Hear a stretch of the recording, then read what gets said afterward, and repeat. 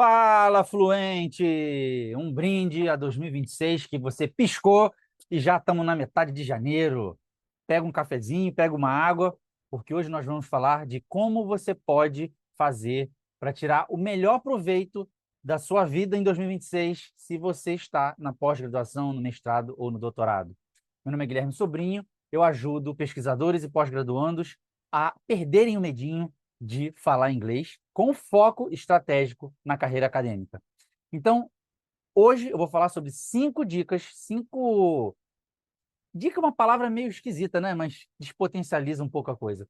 Vamos dizer que sejam 5 aprendizados que eu tive ao longo da minha trajetória dentro da vida acadêmica. Eu fiz bacharel, iniciação científica, mestrado stricto sensu, doutorado stricto sensu, visita científica no exterior, já fui bolsista PCI, então digamos que eu tenho aí uma experiência nessa área para saber exatamente o que você está passando, ok? E meu objetivo aqui é te ajudar a perder o medinho de falar inglês e abrir portas com inglês na sua caminhada acadêmica, ok? Então pega seu cafezinho aí e vamos, bora conversar. Olha só, eu tenho aqui minha cola, porque eu anotei essas 5 coisas aqui para eu não esquecer de nada, porque elas são coisas realmente importantes e coisas que realmente fazem a diferença. E são coisas que, no meu caso, infelizmente, ou felizmente, não sei, né? Mas coisas que eu tive que aprender pagando com a minha própria ingenuidade, sabe? Pagando com a minha própria imaturidade. Então, vamos lá, né? Vamos falar sobre essas 5 coisas hoje. Porque, embora a gente ainda esteja naquela sensação assim de eu ainda estou digerindo a ceia de Natal, mas já piscou e 2026 já meteu metade de janeiro para cima da gente. Ok? Então, vamos lá. O tempo voa e ele parece que passa mais rápido ainda na pós-graduação, né? Parece que o tempo voa ainda mais. E eu lembro de uma coisa dessa época que a gente está agora, né? Esse intervalo, vamos dizer assim, entre o Natal e o Ano Novo, que eu lembro que eu detestava essa época do ano quando eu estava na pós-graduação, porque ah, parece que ninguém tinha pressa, tava todo mundo cagando e andando, né? Tipo, os técnicos, os funcionários e a gente a gente quando é bolsista, quando a gente é bolsista de mestrado, de doutorado, a gente não tem férias, o relógio não para de contar porque tá entre Natal e Carnaval, né? Então, esse período entre, acho que eu falei, entre Natal e Ano Novo? Não, entre Natal e o Carnaval, acho que eu falei isso certo, né? Esse período entre o Natal e o Carnaval, ele é para mim, eu detestava essa época do ano, quando eu estava na pós-graduação, porque estava todo mundo assim meio que se arrastando, todo mundo, o ano só começa depois do carnaval, mas os nossos prazos não param, a gente que é bolsista não para. Se o teu prazo é até antes do carnaval, você precisa resolver os problemas antes do carnaval, certo? Mas enfim, vamos falar de coisa boa? Daqui para frente eu quero que você viva por 2 lemas, ok? Vamos dizer assim, você vai usar esses 2 bordões em 2026 para guiar a tua trajetória na pós-graduação, tá? Primeiro, sem culpa, mas sem desculpa. Então, digamos assim, não consegui aprender inglês em 2025, prometi, não consegui, não fiz nada. Sem culpa. E daqui para frente? Sem desculpa, ok? Não consegui terminar o artigo que eu estava preparando em 2025 e entrou em 2026 e eu ainda estou preparando esse artigo. Sem culpa. Mas e agora? Daqui para frente? Sem desculpa, ok? E o outro é sem pressa, porque quem tem pressa tropeça, quase um trava-língua isso, né? Quem tem pressa tropeça. Mas sem pressa e sem perder tempo. Então não é para fazer as coisas atabalhoadamente, mas também você não vai é, perder tempo à toa, desperdiçar tempo, procrastinar, fugir das tuas responsabilidades, ok? Então, ó, sem culpa nem desculpa, sem culpa, mas sem desculpa, sem pressa, mas sem perder tempo, ok? Vamos lá. Então, olha, 5 pontos para você aproveitar 2026 ao máximo e se destacar na pós-graduação, tá? E o número 4, eu tenho certeza que vai te deixar assim de cabelo em pé, ok? Vai te surpreender. Bora. O primeiro é o seguinte: Eu já falei isso em alguns vídeos, num vídeo anterior, quando eu falei sobre passei no mestrado e agora, e recebi algumas críticas, mas isso é a mais pura verdade. Não tem para onde fugir, não tem como romantizar isso. Não se distraia, não se distraia. Seja a pessoa obcecada pela publicação. Seja, sabe, o tarado, me perdoe a expressão, mas seja o tarado da publicação. Essa é a sua principal moeda de troca na vida acadêmica. Não tem nada que fale mais alto do que as suas publicações. Isso aí, o seu currículo, ele é medido em termos de publicações. Infelizmente, ai, mas isso é produtivismo, não sei o quê. É mesmo. Mas esse é o jogo. Bota as armas no chão e aceita ou muda de área. Porque esse é o jogo, infelizmente, tá? Então, todos os seus esforços, eles têm que ter isso como seu principal indicador. Independentemente do seu orientador, porque às vezes o seu orientador não está com essa fome toda, porque ele já tem um currículo cheio de artigo. Talvez o seu orientador não seja uma pessoa muito produtiva, mas você tem que ter essa maldade, essa malícia de que tudo que você fizer que não te levar para uma publicação ou não fortalecer a tua caminhada rumo à publicação, isso é uma distração. Imagina o seguinte, imagina que você está aqui no centro e que você tem várias forças te puxando para todos os lados. Você não vai para lugar nenhum. Então, isso é distração. Você está separando a tua força em múltiplos esforços que um anula o outro. Agora, imagina que a, todas as setas de todas as forças do que você está fazendo apontam para uma mesma direção, que é a publicação. Você vai se mover muito mais rapidamente na carreira acadêmica, ok? Enquanto aqui, eu sei que publicação é uma pedra no sapato de todo mundo, mas me conta aqui, qual é a tua maior dificuldade hoje para publicar? Nas tuas palavras mesmo, me conta aqui. Vamos chorar as pitangas aqui nos comentários aqui. O que que você acha assim, mais difícil na hora de publicar ou para publicar um trabalho científico, um artigo? Primeira coisa, então, não se distraia. Publicação é a coisa mais importante de todas. Segundo, cuidado com o canto da sereia. Coisa de velho esse ditado, né? Mas o canto da sereia, o que que a sereia faz, né? Ela canta lindamente para atrair os pescadores para a morte, ok? Então, é aquela coisa assim, às vezes, que a pessoa chega para você e promete mil maravilhas, sabe? Faz aquela venda para você e quando você vai ver, não era nada daquilo. Isso é o canto da sereia. Então, você tem que ficar ligado ou ligada para evitar coisas. Deixa eu medir bem as minhas palavras agora para eu não ser assim sacana, sabe? Com você. É para você avaliar bastante todas as oportunidades e convites que aparecerem para você, ou pedidos que surgirem para você, para que isso não seja uma coisa que alimenta o seu ego, mas que não te move para frente, ok? Então, às vezes alguns convites vão surgir para você e aquele convite ele é uma deliciosa distração. Esse é o termo, sabe? É uma deliciosa distração.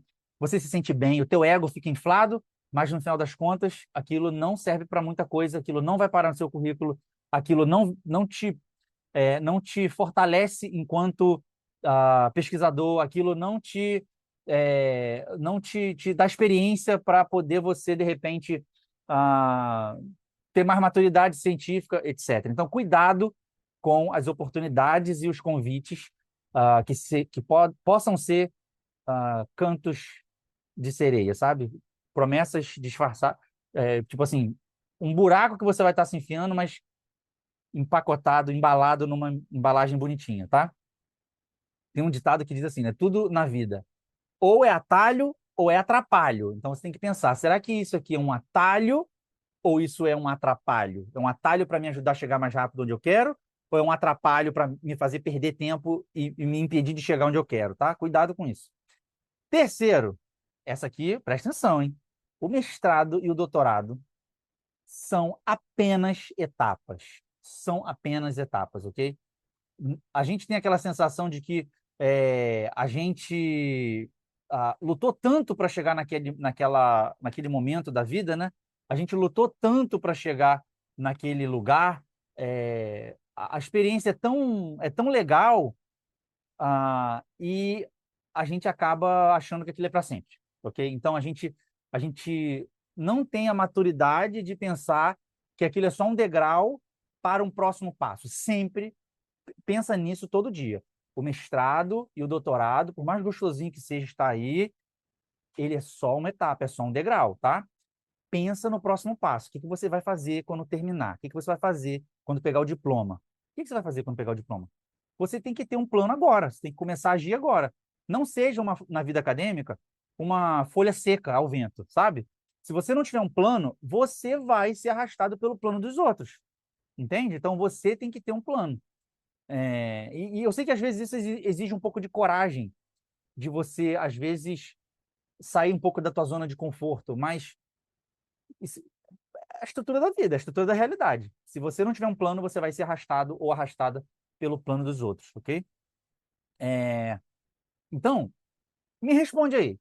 Se quiser, bota aqui nos comentários. O que você vai fazer quando terminar o mestrado ou o doutorado, dependendo dependendo do passo que você tiver hoje? Dependendo da tua resposta, quer dizer, independente da tua resposta, você precisa começar já hoje a preparar o terreno. Você já precisa começar a plantar as sementinhas hoje para esse próximo passo que você quer dar. É estudar fora? É fazer um doutorado fora? É fazer um pós-doc fora? É tentar uma bolsa de pesquisador? É o que é? Não, não importa. Ah, o que você quer fazer, você tem que começar a plantar agora. Você precisa começar a preparar o terreno agora, ok? Entre em contato com as pessoas certas, começa a se aproximar das pessoas certas, porque tudo na vida é networking, ok? Ainda mais no mundo acadêmico, tudo é movido a networking. E não é que isso seja uma coisa assim imoral, é que é mais fácil você lembrar de alguém que você conhece e que você confia para chamar para uma oportunidade do que você de repente ficar jogar um anúncio na internet e aparecer pessoas que você nunca viu na vida e você não confia. Imagina você numa posição onde você é líder de um laboratório de pesquisa e a grana é curta, as oportunidades de bolsa são curtas, o espaço é pequeno, os recursos, né, são caros. Imagina, você vai arriscar ou você vai chamar alguém que você já conhece? Percebe? Então, alguém que você já sabe que é competente, alguém que você já sabe que vai te dar resultado. Entende? Então, é, networking é muito importante até para os nativos. Isso tem artigo científico falando sobre isso. Eu esqueci o nome agora o título desse artigo, mas uma autora, uma pesquisadora australiana falando que ela teve que criar coragem, aprender a fazer networking. Olha que ele é nativo, falante nativo de inglês, entende? Gringa. Então, até pós-gringo tem que ter networking. Então, que dirá a gente, ok? E pensa o seguinte, né? Começa a entrar em contato com as pessoas certas, começa a se aproximar dessas pessoas, começa a participar de eventos estratégicos, começa a se aproximar de grupos de pesquisa, mesmo que não sejam do círculo do teu orientador. Você pode fazer parte de grupos de pesquisa sem nenhuma. O teu orientador não precisa saber disso, ok? Claro que você pode comentar, você pode informar, mas o seu orientador não é seu dono, tá? Você pode se. E eu falo isso não é com arrogância, não, gente, tá? Não, não seja arrogante, mas é aquela ideia de você se posicionar como um profissional que tem interesses claros e objetivos claros, entendeu? Não como um aluno. Então, quando você se aproxima de grupos de pesquisa estratégicos, e você não tem noção do poder que isso tem de abrir portas para você. Porque os líderes daquele grupo de pesquisa, eles vão te olhar como uma pessoa madura, entende? E eles valorizam por quê? Porque se você chega interessado no grupo de pesquisa sem necessariamente ter nenhuma bolsa envolvida ainda, ou sem necessariamente ter nenhuma oportunidade uh, financeira envolvida ainda, aquela pessoa pensa, nossa, fulano é uma pessoa que está entusiasmada mesmo com essa área de pesquisa. E entusiasmo na vida acadêmica também é uma coisa valorizada, né? Imagina você ter um aluno, imagina você um orientador de doutorado e aquele aluno apático, aquele aluno que parece uma pedra, aquele aluno que não acha graça de nada, aquele aluno que não se empolga com nada. Agora imagina você com um aluno que comemora cada descoberta nova, se empolga em aprender coisas novas, se empolga em buscar referências novas. Olha que legal que eu descobri, acabei de ler esse artigo e troca. É outro nível, é outro patamar de pessoa. Então, isso é ser profissional. O entusiasmo também te ajuda a ser mais profissional, ok? Não é ser uma pessoa, né? Entusiasmo não é chocarrice, tá me entendendo? Não é você ser uma pessoa espalhafatosa, mas é você mostrar que aquele tema de pesquisa é uma coisa que te atrai, uma coisa que te interessa, que você teria prazer de trabalhar com aquilo, entendeu? Mas também não seja ingênuo, tá? Não é questão de você ir lá trabalhar de graça para ninguém. É você se aproximar desses grupos, para você ir se tornando conhecido desses grupos. E às vezes isso ser um efeito paralelo, porque talvez esse grupo conheça a pessoa com a qual você quer trabalhar no pós-doutorado, no doutorado. Ou você já pode direto se aproximar do grupo de pesquisa para onde você quer ir depois no seu pós-doutorado e a pessoa já vai te conhecendo dali. Entende? Isso é totalmente possível. Eu já fui parar, olha só que interessante essa história. Eu já fui parar no comitê de organização de um dos eventos, de um dos congressos internacionais de ciências do solo, e eu não tinha nem doutorado naquela época. E como que eu fui parar lá dentro? Eu organizei simpósio, eu mediei mesa de conversação, mesa de debate, né?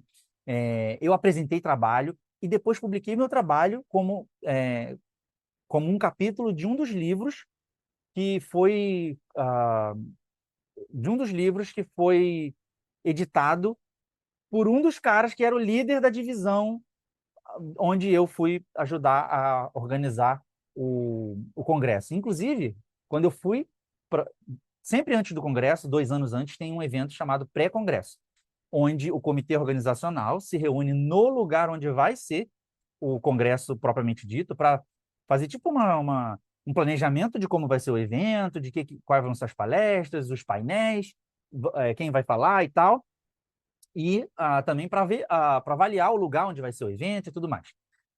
Então, eu fui, obviamente, para esse pré-congresso, e quando eu cheguei lá, uma antiga professora minha chegou para mim e falou assim, olhou para minha cara e falou, o que que você está fazendo aqui? E na hora eu confesso que eu não sabia, eu não sabia o que falar, eu não sabia como reagir, eu me achei assim meio que, sabe, tipo, humilhado, sabe como é? É, E agora eu entendo que é o seguinte, eu não tinha nem mestrado, perdão, eu tinha mestrado já tinha terminado o mestrado, mas eu não tinha ainda nem doutorado, e ela com certeza tinha alunos dela que podiam estar ali no meu lugar, que não estavam, mas quem falava inglês era eu. E quem teve a sabedoria, a estratégia de se aproximar daquele grupo de pesquisa antes do congresso acontecer, fui eu também. Então, não subestime o networking, tá? Ele é a tua segunda coisa mais importante na vida acadêmica. A primeira é a publicação, vou falar disso em todos os meus vídeos para você isso entrar na tua cabeça. A segunda é networking, seja conhecido das pessoas certas, ok? Inclusive o livro está aqui, ó. Meu Deus, eu tô com fio aqui, será que não arrebenta? Deixa eu pegar aqui o livro para te mostrar. Para vocês verem também que o meu fundo aqui não é falso, tá? É um fundo de verdade. Olha aqui, ó, esse é o livro, editado publicado pela Springer, tá vendo?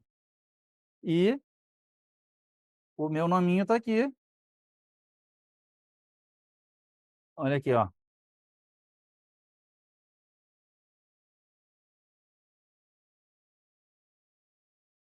Não vai dar para ver, mas enfim, tá aqui o. Muito bom. É o capítulo 10 do livro. Capítulo 10 do livro é meu nome, tá? Não dá para ver porque tem um tal de um filtro aqui nessa câmera. Mas percebe? Então, tipo assim, não subestime essas coisas, entende? Às vezes as pessoas me entendem mal nesses vídeos que eu estou postando aqui no YouTube e acham que eu estou sendo arrogante, que eu. Blá, blá, blá. Não é isso, gente. É coisa que eu estou falando para vocês que eu usei, que eu apliquei e algumas coisas que eu aprendi assim, apanhando, entende? Então, enfim, espero que seja útil para a tua caminhada, tá? É, Quarto ponto. Então, ó, primeiro ponto, recapitulando aqui para eu não perder meu raciocínio, não se distraia, a publicação é o teu indicador principal. Segundo, cuidado com o canto da sereia, porque muitos convites vêm embalado, entendeu? Aquela coisa do sepulcro caiado. Por fora tá lindo, mas por dentro é armadilha, tá tudo podre. A outra coisa mestrado e doutorado são só etapas. Então já pensa hoje qual é teu próximo passo e já começa agora a plantar, a preparar o terreno para esse próximo passo. É, Agora o número 4. Essa aqui eu acho que você vai achar interessante. Olha só. uma das coisas mais subestimadas na pós-graduação, e eu acho que mais temidas no mundo acadêmico. E tem artigo científico para isso. Eu vou até te mostrar esse artigo. Não sei se eu consigo te mostrar o artigo, mas eu vou, porque tem coisa de copywriting aqui de copyright no YouTube, mas eu vou te falar, vou botar os dados aqui nos comentários para você dar uma olhada. Mas vou te falar os dados desse artigo. Enfim, esse quarto ponto é uma coisa que quase ninguém leva isso a sério. No máximo, as pessoas se interessam por isso para fazer turismo acadêmico, ok? É, ah, mas esse quarto ponto pode ser, assim, a tua arma secreta, pode ser aquela tua carta na manga. Quando alguém te perguntar assim, nossa, como é que você conseguiu contato com esse grupo? Ou como é que você conseguiu essa oportunidade? Como é que você conhece o fulano de tal? Lembra que foi desse jeito que eu vou te falar agora que você conseguiu abrir essas portas, ok? Você vai se lembrar dessa aula de hoje aqui.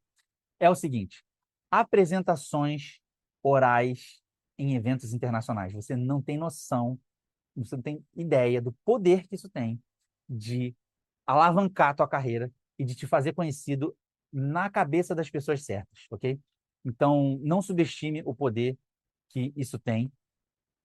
Cerca de 50%, deixa eu achar o número exato aqui para te falar, cerca de 50% dos pesquisadores que falam inglês como segunda língua, eles têm medo, morrem de medo disso, e eles evitam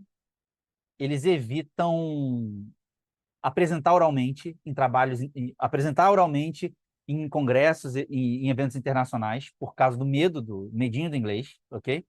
É, e deixa eu pegar o dado exato aqui do artigo, é um artigo muito interessante que foi publicado na PLOS Biology. Eu vou deixar o link aqui embaixo para você dar uma olhada, mas olha só, sobre participação em conferências internacionais, em congressos e eventos internacionais.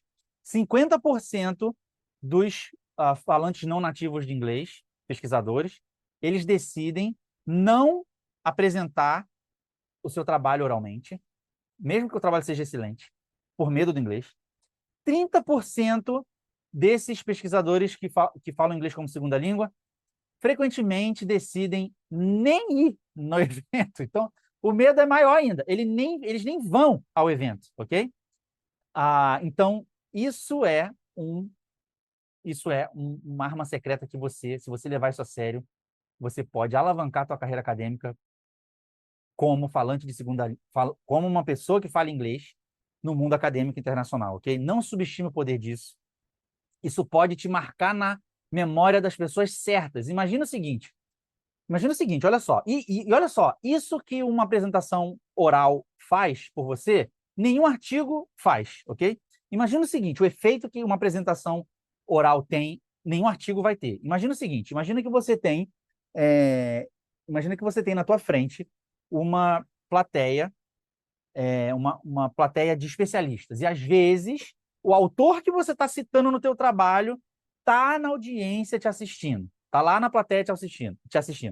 Então, imagina esse cenário. Imagina que você sobe no palco, você apresenta o seu trabalho usando as estratégias corretas e você impressiona aquela audiência e você não é só mais um trabalho chato que ninguém vai lembrar depois, mas é um trabalho que vai impactar aquelas pessoas e vai te botar na memória delas como alguém que saca muito disso, ou às vezes vai te botar na memória delas como um par, alguém que é da minha panelinha. Você não tem noção do poder que isso tem, ok? A maioria dos meus alunos que fazem esse processo, eu tenho uma consultoria disso, inclusive para eventos internacionais, para pesquisadores e acadêmicos. O que eles fazem? Eles chegam até mim desesperados, chegam até mim assim, eles não acreditam que são capazes, que vão conseguir fazer uma boa apresentação, que vão conseguir performar bem, porque o inglês está travado, porque o inglês é intermediário, porque estão enferrujados, ou porque são tímidos, enfim, a lista de desculpas, de objeções ou de bloqueios, né, é muito grande, tá? Mas, enfim.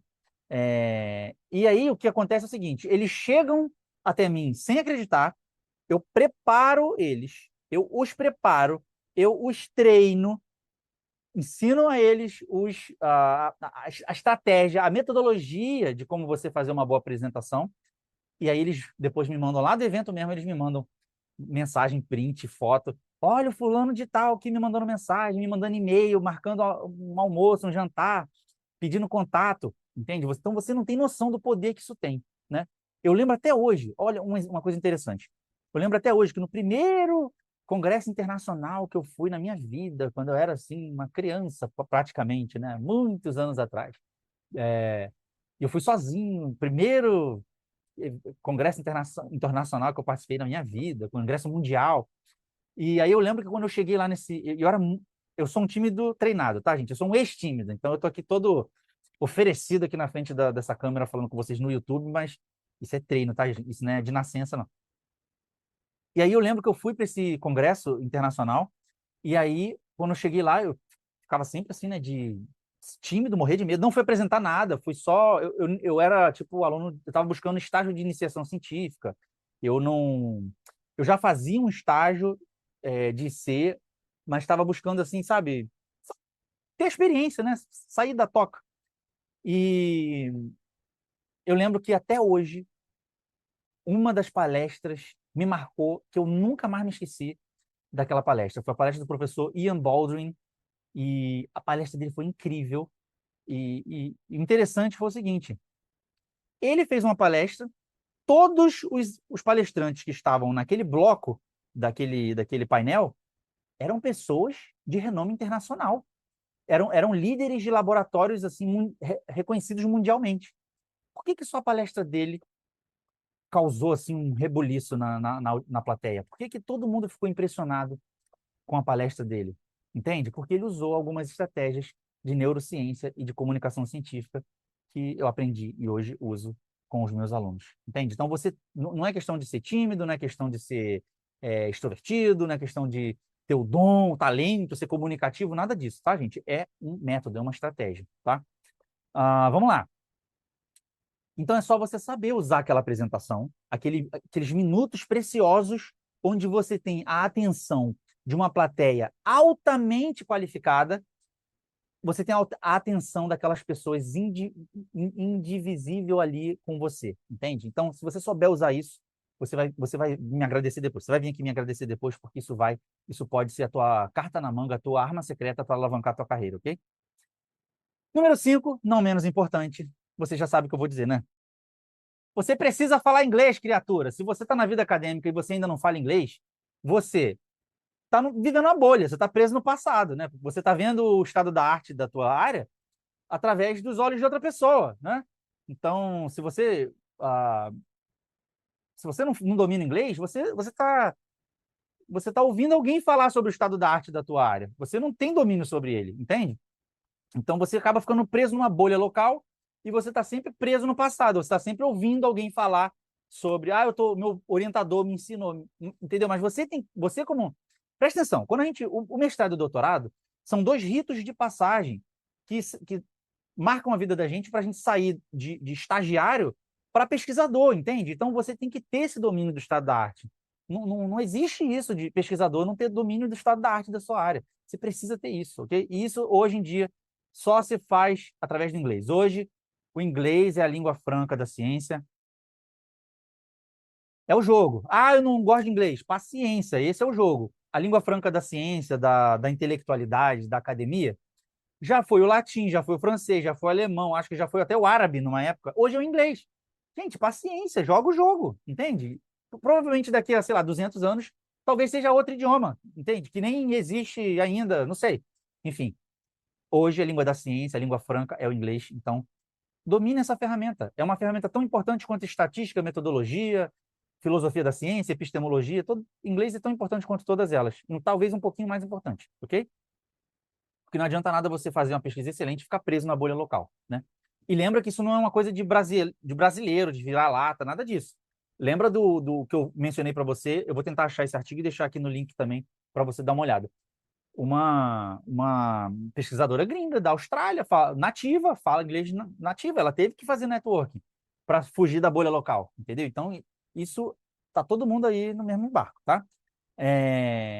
E você tem uma vantagem competitiva no mundo acadêmico, se você fala inglês, que é um troço, sabe, inacreditável. Eu vou ler para você aqui, vou continuar lendo para você os dados do artigo que eu mencionei. Olha só, 50% dos falantes não nativos. Ó, todo mundo falante não nativo aqui, tá? Só para eu não ficar repetindo a mesma coisa. Ó, 50% dessa galera que não fala inglês. Perdão. 50% dos pesquisadores que falam inglês, olha, presta atenção, que falam inglês como segunda língua. Então a competição, olha só a vantagem que é você dominar o inglês e não ter medinho de falar inglês. Presta atenção. 50% dos pesquisadores que falam inglês como segunda língua, eles decidem não apresentar seus trabalhos oralmente. Então imagina se você, como falante de inglês, como um falante de inglês como segunda língua, tiver essa coragem, dominar essa técnica, dominar essa arte. 30% deles decidem não ir para essas conferências internacionais. Imagina se você tiver a coragem de ir para fazer networking em inglês. Essa galera que fala inglês como segunda língua precisa de 94% mais tempo para se preparar e para praticar para uma apresentação oral do que os nativos. Então, se você domina uma metodologia para você preparar sua apresentação em menos tempo, uma vantagem competitiva. A frequência de revisões, de pedidos de revisão, né, quando você submete o artigo para a revista, ela vem a resposta lá com algumas recomendações, com revisões. A frequência de revisões relacionadas a problemas de linguagem é 12 vezes e meia maior para esses falantes de inglês como segunda língua. Imagina, quando comparados com nativos, tá? Imagina, todas essas comparações desse artigo é comparando pesquisadores não nativos com pesquisadores nativos, tá? Agora imagina se você é uma pessoa que domina e não perde esse tempo todo ou que não erra tanto na hora de escrever seus artigos em inglês. É uma vantagem competitiva. Vamos ver mais. Olha só, calma aí. Na hora de ler artigos, essa galera leva 91%, eles demoram 91% mais tempo do que os nativos para ler um artigo. Se você tem as estratégias certas de ler artigo científico em inglês, você tem uma vantagem competitiva. Na hora de escrever, precisam de 51% mais tempo para escrever. E a frequência de papers rejeitados por problemas de linguagem, quando comparados os nativos com os nativos são rejeitados quase 3 vezes mais do que os nativos, ok? Então, tem um outro aqui, esse aqui é também interessante.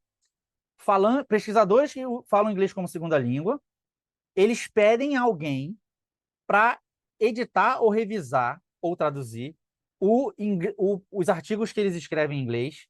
Pelo menos 75% dos artigos que eles escrevem em inglês, eles pedem alguém para revisar ou para editar. Então, pensa. A vantagem competitiva que você tem como falante de inglês, como um pesquisador que fala inglês também, um pesquisador brasileiro que fala inglês e que tem as estratégias corretas para superar todas essas dificuldades aqui que eu falei para você que eu li desse artigo da PLOS Biology. É um artigo de 2004, eu acho. É um artigo de 2004. Não, ou 2004, perdão. É um artigo de 2023, de Amano e colaboradores. Eu vou botar o link aqui para você dar uma olhada depois, tá? Então, presta atenção nessa. Você tem que falar inglês, tá? Sem inglês, você nunca vai explorar o seu máximo potencial e não interessa a área que você trabalhe hoje, tá? Bora! Agora, essas foram as 5 coisas que eu queria compartilhar com você. Agora é traçar um plano para isso acontecer, mapear os eventos que vão acontecer em 2026 na sua área, montar o draft, montar o manuscrito do seu próximo artigo ou desse trabalho que você vai apresentar oralmente, e ser coautor da tua vida, né? Você e o universo aí numa parceria para poder não ser uma folha seca ao vento, né? Então, vou deixar o WhatsApp do Teacher aqui embaixo, se você quiser entrar em contato comigo, bater um papo, me dizer aí quais são as suas principais dificuldades, os entraves que você está passando aí na vida acadêmica, como é que está o teu inglês estratégico para a vida acadêmica, porque inglês de turista não te ajuda aqui nesse mundo que a gente falou hoje aqui. E se você tem isso é importante, não posso esquecer disso. Se você tem um trabalho aceito para apresentação oral em 2026 ou pretende submeter algum trabalho para apresentação oral em eventos internacionais no próximo ano. Eu vou deixar aqui também o link, eu não sei quando que você está assistindo isso, mas provavelmente vai estar aberto as inscrições para o meu workshop, sua apresentação pronta em inglês. Eu peguei a minha consultoria que eu tenho, de inglês para eventos, onde eu ajudo você a preparar sua apresentação, a montar sua fala, a saber exatamente o que dizer em cada slide e por que dizer cada uma dessas coisas, isso que é o mais importante, ok? Fluência, isso aqui é muito importante, presta atenção. Fluência não salva a apresentação ruim, tá? Você já não viu alguém apresentar um trabalho em português e a apresentação foi uma bosta? Então a pessoa é nativo em português. Então não é a fluência que é o problema ali. O problema ali é a pessoa não tem estratégia nenhuma para apresentar. Então, a gente precisa. A fluência sem estratégia nesse mundo aqui não serve para nada, tá? Se você tem inglês para tirar foto com o Disney e pedir café no aeroporto, esse inglês aí não te ajuda aqui na hora de apresentar o seu trabalho para as pessoas levarem você a sério, tá? Essa aqui é a mensagem aqui principal de tudo que eu faço. Minha missão é ajudar pesquisadores e pós-graduandos brasileiros a serem levados a sério quando eles abrirem a boca para falar inglês, tá? Então, vou deixar aqui também a inscrição para o workshop, sua apresentação pronta em inglês. Eu peguei a metodologia da minha consultoria, porque algumas pessoas não têm condições de investir na consultoria, que é individual e tal, mas eu peguei essa metodologia para tornar mais acessível e transformei ela num treinamento de um dia inteiro, onde eu vou pegar na tua mão e vou te ensinar a metodologia todinha. Vou deixar as informações aqui para você, se você tiver interesse, tá? Para se inscrever para o próximo. E espero que 2026 seja, assim, aquele ano, o ano mirabilis, né? Eu acho que tem uma expressão em inglês, em latim, que é ano mirabilis, né? Aquele ano da virada, aquele ano tipo Einstein, né? Einstein teve um ano mirabilis, assim, aquele ano onde ele saiu de um completo desconhecido que trabalhava num escritório de patentes para ser o Einstein, né? Então, espero que 2026 seja esse momento da tua vida e eu estou aqui para te ajudar a dominar a ferramenta, uma das principais ferramentas que você vai precisar nessa caminhada que é o inglês falado, estratégico para a vida acadêmica. E conta comigo. Menos medinho e mais fluência. E a gente se vê no próximo vídeo, ok? Bye, bye. Meu café até esfriou, hein? Bye, bye.